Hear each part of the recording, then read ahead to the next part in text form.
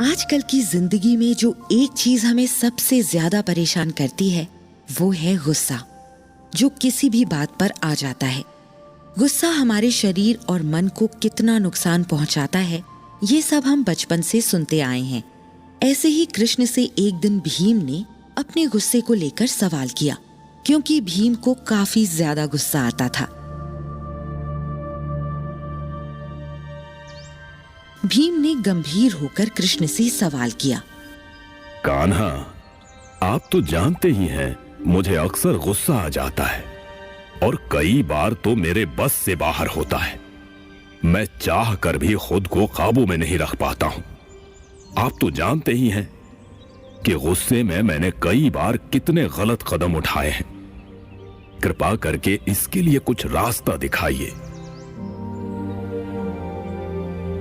कान्हा भीम को जानते थे और उसके गुस्से को भी।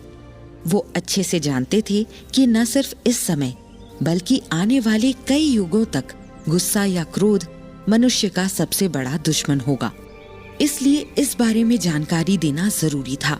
कृष्ण ने इतना सब सोचते हुए भीम को बताया, भीम, इंसान को लगता है कि उसका दुश्मन बाहर कहीं है, पर सच ये है कि उसका दुश्मन बाहर से पहले उसके खुद के भीतर ही होता है।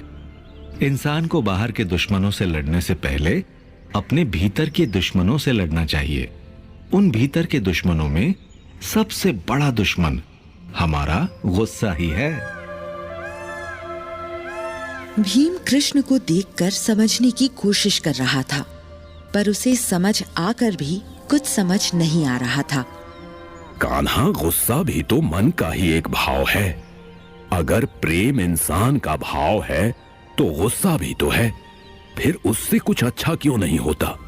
और प्रेम से सब अच्छा ही क्यों होता है? यह बहुत अच्छा सवाल है भीम। लोगों को लगता है कि प्रेम, दया, करुणा ये सब भाव अच्छे हैं तो इनका जितना चाहे उतना इस्तेमाल कर सकते हैं, पर ऐसा नहीं है। किसी भी भाव के ज्यादा होने से आदमी अपना नुकसान ही करता है, चाहे वो प्रेम हो या गुस्सा। भीम अपने दिमाग को दौड़ाने की कोशिश कर रहा था, पर प्रेम के बारे में कान्हा की बात उसे अजीब ही लग रही थी, क्योंकि खुद कान्हा बहुत बड़े प्रेमी के रूप में जाने जाते थे। कान्हा, प्रेम भला कैसे किसी का नुकसान कर सकता है? प्रेम तो इस दुनिया का सबसे अच्छा भाव है। ये तो आप ही कहते हैं ना। कृष्ण भीम की दुविधा को समझ रहे थे और ये देखकर उन्हें थोड़ी हंसी आ रही थी। उन्होंने अपनी सुंदर मुस्कान के साथ भीम को समझाया, जरा सोचो भीम, तुम किसी से प्यार करते हो और सिर्फ प्यार ही करते हो, तो इससे क्या होगा? खाना कैसे आएगा? काम कैसे होगा? बाकी चीजों का क्या होगा? कपड़े क्या पहनोगे? ये जो तुम इधर उधर दिन भर घूमते हो, इसके पैसे कहां से आएंगे? भीम, जीवन सिर्फ प्यार करने से नहीं चलता है। प्यार, गुस्सा और दुनिया का हर एक भाव एक संतुलन में होना चाहिए। जिसने ये संतुलन बना लिया, उसके लिए ये कठिन जीवन आसान हो जाता है। पर ये इतना आसान नहीं है जितना मैं कह रहा हूं। यहां तक मैं खुद जो तुम्हें इतनी बातें बता रहा हूं, मुझे भी कभी कभी बहुत गुस्सा आता है। तो आपको जब गुस्सा आता है तब आप क्या करते हैं? गुस्से को क्या सच में काबू में किया जा सकता है क्या? बिल्कुल भीम, गुस्से को काबू में करने के लिए हर इंसान को बस अपने मन को काबू में रखना होगा। और अपने गुस्से को समझने के लिए सबसे पहले यह समझना होगा कि हमें किन बातों से गुस्सा आता है, किस समय गुस्सा आता है, और गुस्सा आते ही हम सबसे पहले क्या करने की कोशिश करते हैं। इन सब बातों को सोचते ही पहले तो तुम्हें यह समझ में आ जाएगा कि कई बार हम कितनी बेतुकी बातों पर गुस्सा होते हैं, या फिर कई बार बड़ी लड़ाई कर बैठते हैं। सबसे पहले इन वजहों का पता लगाना होगा। कान्हा, आप कैसी बातें करते हैं? भला कोई गुस्सा करते हुए ये सोचेगा कि मुझे गुस्सा किस वजह से आ रहा है? वो तो सीधे गुस्सा करेगा ना। कृष्ण ने एक बहुत सुंदर मुस्कान भीम को दी।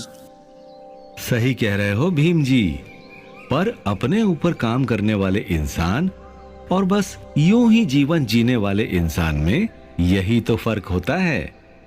जिसे ये अपना जन्म सुधारना है और अपने गुस्से पर काबू पाना है, वो सबसे पहले हर वक्त सजग रहना शुरू करेगा। इस बात पर सजग रहना कि किस घटना से हमारे भीतर कौन से भाव पैदा हो रहे हैं। यह करना बहुत अभ्यास का काम है, पर जब हम इसे करने लगते हैं तो 2 ही दिन में इसका असर दिखने लगता है। उस अभ्यास में हम ऐसा क्या कर सकते हैं जिससे हम अपने गुस्से को अपने काबू में कर सकें? पिछली कई सदियों से आदमी अपनी सांसों को काबू में रखकर सब कुछ कर लेता रहा है। हर भाव का संबंध हमारी सांसों से जुड़ा है। तुम देखते होगे कि जब हमें गुस्सा आता है तो हमारी सांसें कितनी तेज हो जाती हैं और एक किस्म की बेचैनी हमारे शरीर में होती है। इसलिए जरूरी यही है कि हम रोज कुछ समय अपनी सांसों को काबू में करने का अभ्यास करें। योग या फिर प्राणायाम करना गुस्से को शांत करने का सबसे अच्छा तरीका है।